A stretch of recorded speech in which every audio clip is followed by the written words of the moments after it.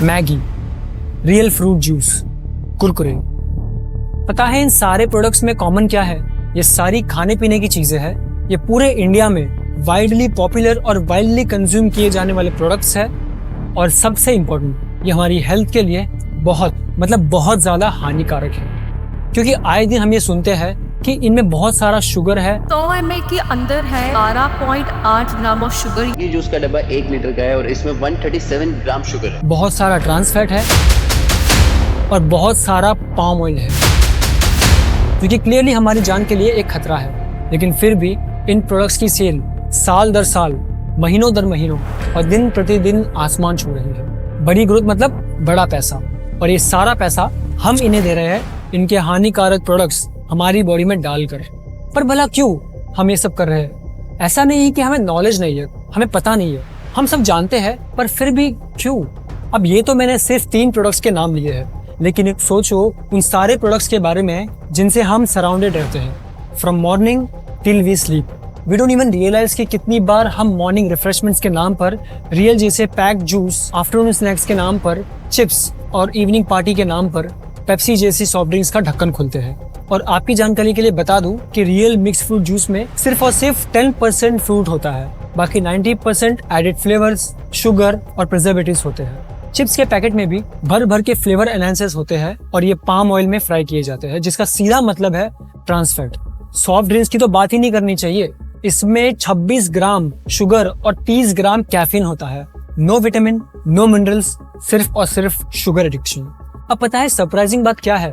Food farmer, doctor पाल और सात्विक movement जैसे यूट्यूब हेल्थ इन्फ्लुएंसर्स हमें चिल्ला चिल्ला कर बता रहे हैं कि भाई इनमें शुगर है, इनमें पाम ऑयल है, इनमें ट्रांस फैट है, फिर भी हम है कि सुधरने का नाम ही नहीं ले रहे। अरे कभी कभी तो हम जंक फूड खाते समय इनके वीडियोस देख रहे थे यार। सो आज इस वीडियो में मैं आपको जंक फूड के पीछे की साइंस के बारे में बताऊंगा। And yes, it is a science, because the real junk is in the food, is in the system that keeps you addicted and hooked, just like how I hooked you till here. So let's start. Video में आगे बढ़ने से पहले I want to make 2 things clear. इस video को बनाने के पीछे मेरा इन कंपनीज को डिफेम या डीमीन करने का मोटिव नहीं है। वो अपना काम कर रहे हैं ये प्रोडक्ट्स को बेचकर, और हम अपना काम कर रहे हैं इन प्रोडक्ट्स को हमारी बॉडी में डालकर। नंबर 2, इस वीडियो में मैं आपको ज्ञान नहीं देने वाला, बल्कि हम ब्रेक डाउन करेंगे कि आखिर ये कंपनीज ऐसा क्या करती है जिसकी वजह से हम इनके प्रोडक्ट्स के इतने एडिक्ट हो जाते हैं कि हम हमारी हेल्थ को भी कॉम्प्रोमाइज कर देते हैं। आपको पता है जितने भी प्रोसेस्ड या पैक्ड फूड होते हैं उनको एडिक्टिव सिर्फ उसका टेस्ट नहीं बनाता, बल्कि वो साइंस इन फूड को एडिक्टिव बनाती है, जो कि इस टेस्ट को अचीव करने के पीछे अप्लाई की गई है। Food companies billions of dollars खर्च करते हैं फूड साइंटिस्ट के ऊपर, ताकि वो एक परफेक्ट टेस्ट वाले प्रोडक्ट को तैयार कर सके, जो सीधा आपके ब्रेन के न्यूरल सिस्टम को ट्रिगर करके आपको प्लेजर वाली फीलिंग दे सके। चलो इसे एक एग्जांपल से समझते हैं। फ्लोरिडा की स्क्राइब्स रिसर्च इंस्टीट्यूट ने 2009 में एक एक्सपेरिमेंट कंडक्ट किया जिसमें 2 साइंटिस्ट इन्वॉल्व थे। इस एक्सपेरिमेंट को करने के पीछे का ऑब्जेक्टिव ये पता लगाना था कि प्रोसेस्ड फूड को हम सिर्फ उसके टेस्ट की वजह से ओवरईट करते हैं या ये सच में हमारे ब्रेन को किसी ड्रग की तरह रिवायर करके एडिक्ट कर देता है। साइंटिस्ट ने चूहों पर एक्सपेरिमेंट करना शुरू किया। अब आप ये मत पूछना कि चूहों पर ही क्यों एक्सपेरिमेंट किया जाता है। बेसिकली हम ह्यूमंस और रैट्स के जीन्स में 90% सिमिलरिटीज होती है, तो जो टेस्ट रिजल्ट चूहों पर एक्सपेरिमेंट करने से आएगा, इंसानों पर भी वही सिमिलर रिजल्ट आएगा। तो एक्सपेरिमेंट शुरू हुआ। उन्होंने बहुत सारे चूहों को 3 ग्रुप्स में डिवाइड किया, ग्रुप ए, ग्रुप बी और सी, और इन तीनों ग्रुप्स को अलग अलग फूड ट्रीटमेंट देना शुरू किया।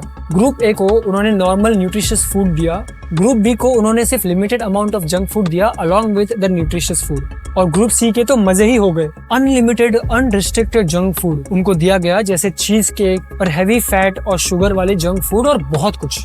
अब पता है एक्सपेरिमेंट के कुछ दिन बाद साइंटिस्ट को ये रिजल्ट्स मिले कि ग्रुप सी के जो चूहे थे वो सिर्फ कुछ ही दिन एक्साइटेड थे, दिन रात बस जंक फूड खाते रहते थे और बहुत शोर कर रहे थे, क्योंकि भाई टेस्टी खाना जो मिल रहा है। बट धीरे धीरे उनके बिहेवियर्स में चेंजेस आना शुरू हुए।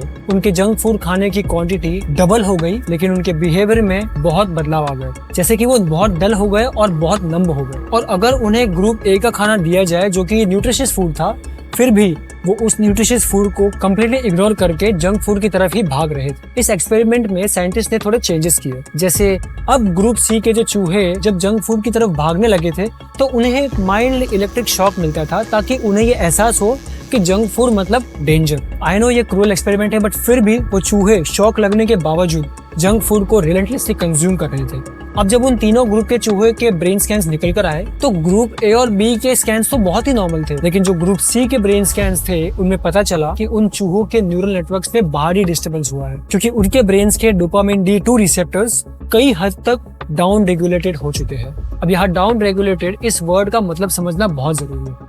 Now let's take Pappu for example. College में कूल बनने के चक्कर में पप्पू ने सीनियर्स के साथ दोस्ती कर ली। अब सीनियर्स के साथ रह रहकर पप्पू ने स्मोकिंग की हैबिट को डेवलप कर दिया। अब जैसे जैसे टाइम बीतता गया पप्पू की ग्रेजुएशन हो गई और उसकी जॉब लग गई। तो पहले जो पप्पू कूल बनने के चक्कर में सिगरेट पीता था, आज वही सिगरेट वो पीता है, लेकिन ऑफिस के काम का स्ट्रेस रिड्यूस करने के लिए पीता। अब कॉर्पोरेट लाइफ में काम का प्रेशर कम नहीं होता, काम का प्रेशर बल्कि बढ़ जाता है। जो काम का स्ट्रेस उसकी एक सिगरेट पीने से कम होता था, आज उसे 2 सिगरेट पीने से वही काम का स्ट्रेस कम होता है।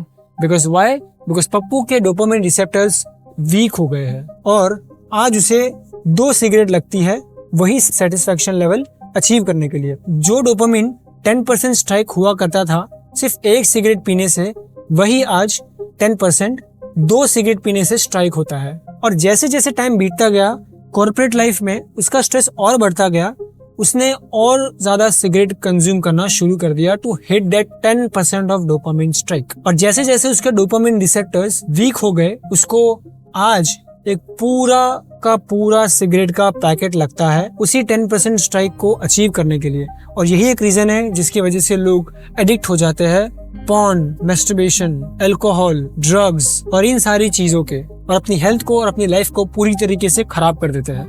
अब इमेजिन करो उन चूहों की जगह हम ह्यूमंस हो और वो जंक फूड जिसका एक्सेस उन चूहों के पास था वो हमारे पास भी है। बस फर्क सिर्फ इतना है कि उन चूहों के पास इंस्टाग्राम एड्स नहीं थे जो उनके फीड पर बार बार आके उनकी क्रेविंग्स को और बढ़ाए, इन्फ्लुएंसर्स नहीं थे जो उनको तरह तरह के पैक्ड फूड को दिखाए, और ब्राइट पंची कलर के पैकेट नहीं थे जो उन्हें अट्रैक्ट करे। वो सब हमारे पास। इसीलिए हम अगर चाहे भी तो ये सब क्विट नहीं कर सकते, क्योंकि ये हमारे चारों ओर दिखते हैं और जो दिखता है वही बिकता है। अब प्रोसेस्ड फूड कई सालों से बिकते आ रहे हैं, लेकिन इनकी ग्रोथ जितनी कुछ सालों में हुई है उतनी तो शायद इतिहास में कभी नहीं हुई। इसके मेनली 3 रीजन है: कैपिटलिज्म, ईज ऑफ एक्सेस और हमारी लाइफस्टाइल। अब कैपिटलिज्म का मतलब ये होता है कि जहां प्राइवेट कंपनीज और इंडिविजुअल बिजनेसेस किसी कंट्री के ट्रेड और मैन्युफैक्चरिंग को संभालते हैं प्रॉफिट के लिए।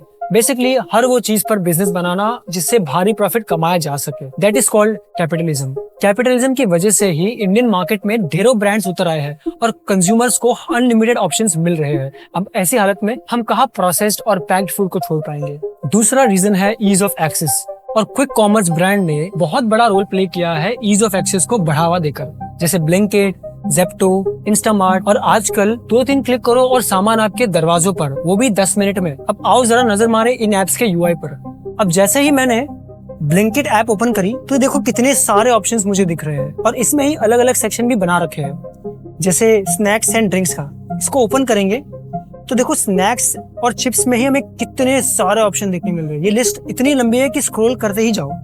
अब ऐसे में हम अगर चाहे भी तो बिल्कुल भी इन्हें छोड़ नहीं पाएंगे। थर्ड है हमारी lifestyle.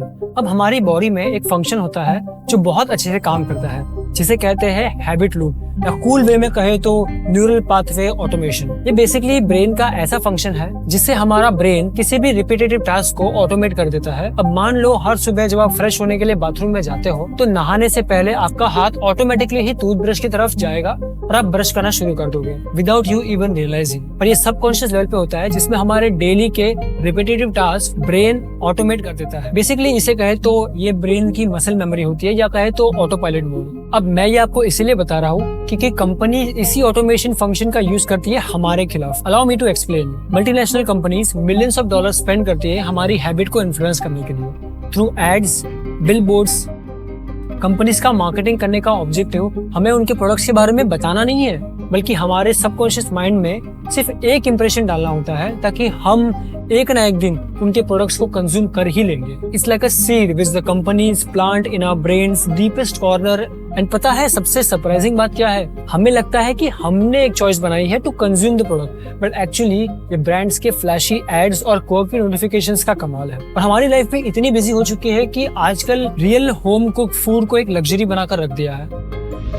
Now let's address the elephant in the room. ये सारा प्रोसेस्ड फूड हमारी बॉडी के अंदर जाकर आखिर करता क्या है और इससे हमारी बॉडी पर क्या इफेक्ट पड़ता है। अब हेल्थ की बात करें तो ये प्रोसेस्ड फूड 3 टाइप्स की प्रॉब्लम को क्रिएट करता है। पहला है कि प्रोसेस्ड फूड हमारे हार्मोनल और न्यूरोबायोलॉजिकल लेवल पर बहुत बड़े चेंजेस लाता है, स्पेशली वो फूड आइटम्स जिनमें शुगर, फैट और सॉल्ट कंटेंट्स अधिक मात्रा में पाए जाते हैं। अब प्रोसेस्ड फूड हमारे 2 इंपॉर्टेंट हार्मोन्स को इन्फ्लुएंस करता है, ग्रेलिन और लेक्टिन। अब इन 2 हार्मोन्स में से ग्रेलिन हमारी हंगर को रेगुलेट करता है और अगर हमारी बॉडी में ग्रेलिन लेवल इंक्रीज होता है तो हम ज्यादा हंग्री फील करते हैं। और लेप्टिन रेगुलेट करता है फीलिंग ऑफ स्टमक को। जब हमें खाना खाने के बाद ऐसी फीलिंग आती है कि नहीं यार बहुत हो गया, आई एम फुल, डन, ये एक्चुअली लेप्टिन की वजह से होता है। अब प्रोसेस्ड फूड इन्हीं 2 हार्मोन को भी रेगुलेट करते हैं और यही प्रोसेस्ड फूड हम में लेक्टिन रेजिस्टेंस लाता है, जिससे हमारे हंगर को सेशिएशन यानी सेटिस्फेक्शन नहीं मिलता, जिससे इन फूड्स को हम ओवर ईट करते हैं।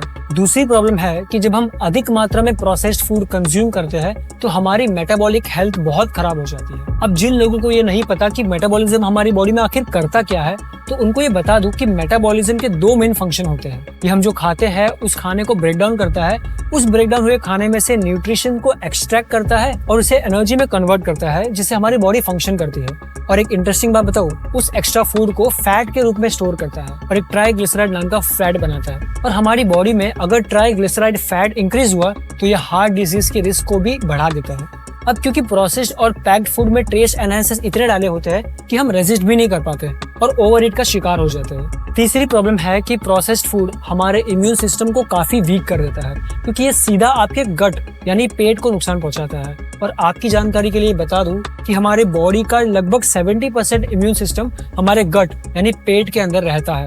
अगर हमारा गट खराब हुआ तो हमारी इम्यूनिटी बहुत वीक पड़ जाएगी और हम बीमारियों के शिकार बन सकते हैं। We will be more vulnerable to all the diseases. अब इस वीडियो में मैं सिर्फ और सिर्फ प्रॉब्लम्स को एड्रेस नहीं करना चाहता, बल्कि I want to give a proper solution. और इन सोल्यूशन को टैकल करने के लिए मेनली 3 पार्टीज को रिस्पॉन्सिबिलिटी लेनी होगी, सरकार, फूड इंडस्ट्री और कंज्यूमर्स यानी हम कंज्यूमर्स।